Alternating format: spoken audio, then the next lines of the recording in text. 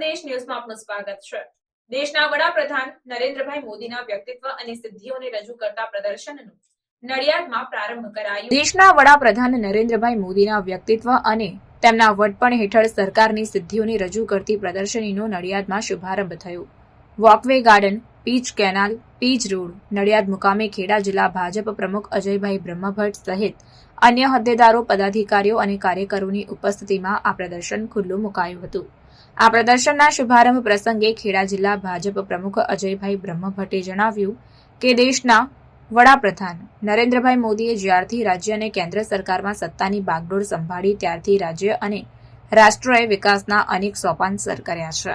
વડાપ્રધાન નરેન્દ્રભાઈ મોદીના જન્મદિન 17મી સપ્ટેમ્બરથી 2 ઓક્ટોબર સુધી સેવા પખવાડિયું ઉજવાઈ રહ્યું છે, ત્યારે તેમના વ્યક્તિત્વ અને તેમની સરકારની સિદ્ધિઓને રજૂ કરતી આ પ્રદર્શની નડિયાદના નગરજનો માટે ખુલ્લી મુકાઈ, જેનો નડિયાદના નગરજનો મોટી સંખ્યામાં નિહાળીને લાભ લે તેવી અપીલ પણ કરી હતી।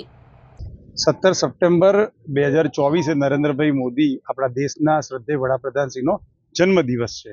જન્મદિવસ 17 સપ્ટેમ્બરથી લઈને 2 ઓક્ટોબર એટલે કે 15 દિવસ ભારતીય જનતા પાર્ટીએ આ 15 દિવસને સેવા પખવાડિયા તરીકે ઉજવવાનું નક્કી કર્યું છે। સદસ્યતા અભિયાનની સાથે સાથે અમને નરેન્દ્રભાઈના જીવન ચરિત્રને રજૂ કરતું અને એમણે સરકારમાં આવ્યા પછી રાજ્ય અને દેશ માટે શું સિદ્ધિઓ હાંસલ કરી છે અને આવનારા દિવસોમાં દેશને એ કયા સ્તર પર પહોંચાડવા માગે છે એની એક સુંદર પ્રદર્શનીનું આયોજન, જિલ્લા કક્ષાનું આયોજન નડિયાદના વોર્ડ નંબર 9માં વોકવે ગાર્ડનમાં કરવામાં આવ્યું છે।